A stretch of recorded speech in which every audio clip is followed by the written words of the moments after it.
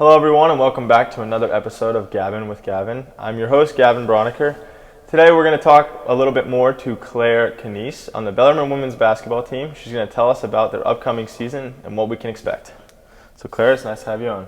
Thank you for having me.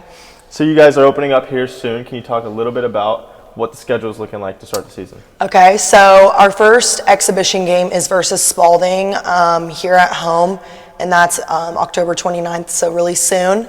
And then we start our actual season game out in California against San Jose State. And then a couple days later, we play UCLA, and they're ranked third right now. So it's going to be a really big test for us. So, yeah.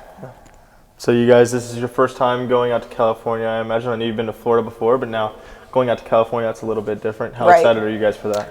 We're really excited. A lot of us have never even been out to the West Coast before.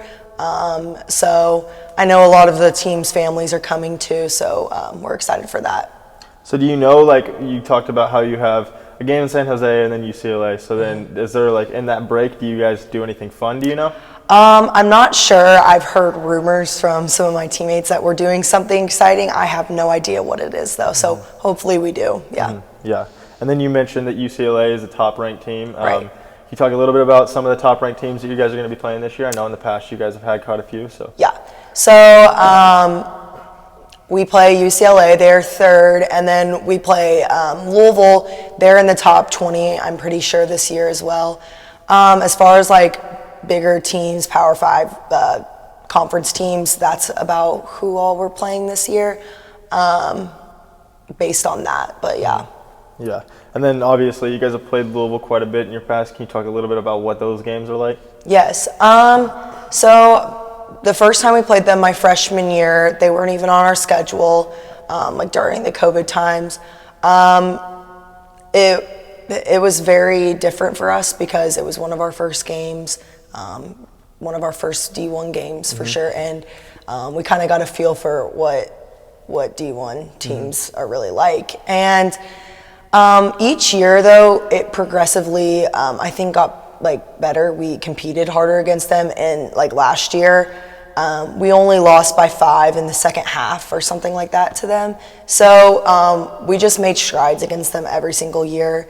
And this year, I know they got a lot of transfers, like grad transfers on their team coming into this year, but they lost one of their best players, Haley Van Lith. She left, so I'm kind of excited to see what we can do against them this year. So. Yeah, for sure. Yeah, and then you talked about some of the strides you made against Louisville, and I think just kind of following the team last year, I noticed that you guys sort of made strides against everybody. Right. And then obviously you guys finished the season off with Liberty, and you guys played them really well, and that's one of the better teams in the conference. So talk a little bit about that, and then sort of the strides that you guys are seeing going into this season. Yeah. So against Liberty, we lost in overtime by 1 point, and we were sad to end our season losing against a team, but at the same time, it was kind of like exciting because to the second best team in our conference, we lost by 1 point. So in years past, I mean, we've lost by like double digits against them. So it was really exciting to see that. And just to know that we are a good team and we can beat teams like Liberty. So it's just really exciting for this year to see what we can do in the conference based off that game. Yeah, for sure. One thing that has changed from this year to last is you guys lost one of your better players, Shaniqua Coatney, also one of your bigger players. Does that change a little bit about how you guys run the offense and sort of the game planning that you guys are going into this season? Yes, it really does. We have a transfer that came in. Her name is Peyton, and she runs that 4 spot for us, but she's obviously not the same player as Shaq.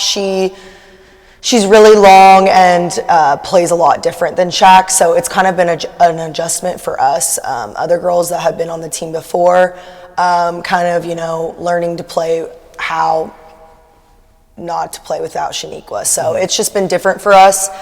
But yeah, it's very different. Yeah, for sure. Whenever you lose a player that's been sort of a consistent piece in the rotation for that long, it's certainly something that's going to be take an adjustment. But So, and then you guys have other transfers that you brought in. Can you talk about how they think they, sort of elevate this team? Right. What they So I talked about Peyton. She is a very versatile 6'2" post / guard. She's a post, but she has guard-like skills, which we don't have a player like that. So it's really cool to see her play. She's super athletic. And then we have another transfer, Hope. She came from WKU. She's a smaller guard, awesome shooter, really fast hands, and she's been a great asset to our team as well. I feel like Hope, she just kind of fits in with how we play. She's been a great asset to the team as well. Yeah, for sure. And then changing gears a little bit, so you guys play at Freedom Hall. I can imagine that's something pretty cool. It's a very historic arena. Can you talk a little bit about what it's like to have those fans coming into that arena and playing there? Right. So playing at Freedom Hall is really cool because it kind of gives us like this sense of like, this is D1, this is a D1 arena. But I think when the stands are full for our girls' games, it's really fun and exciting because it's loud in there. But when it's not, it's just kind of like, But other than that, I really like playing at Freedom Hall. It's really fun. It gets exciting. I think sometimes when we play before the boys, I feel like we have a little more fans, and that makes it more exciting. So yeah, for sure. Are there any games that you can remember so far throughout your college career that have kind of stood out as being some of your favorite playing there?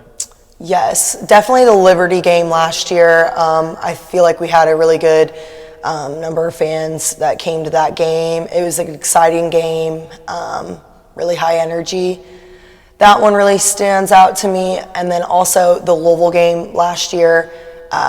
Louisville actually came to our home court and played us at Freedom Hall, and they brought their fans, which they get around 8,000 to 10,000 fans a game, and they really showed out for us.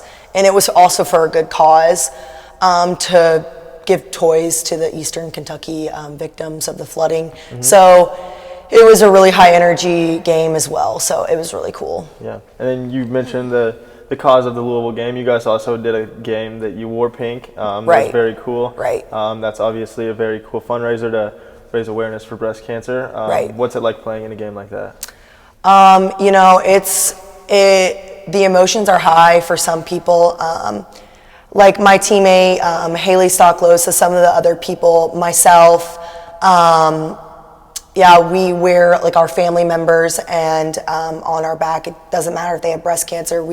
Just any cancer we're making aware of, and having those people come to the games and support us if they're still living.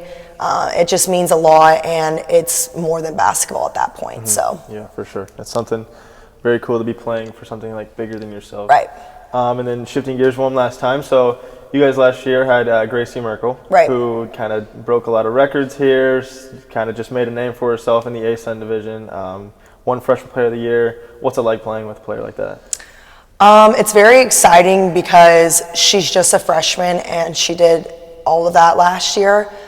And I think that what the press she gave us last year really made strides for us in putting our name out there.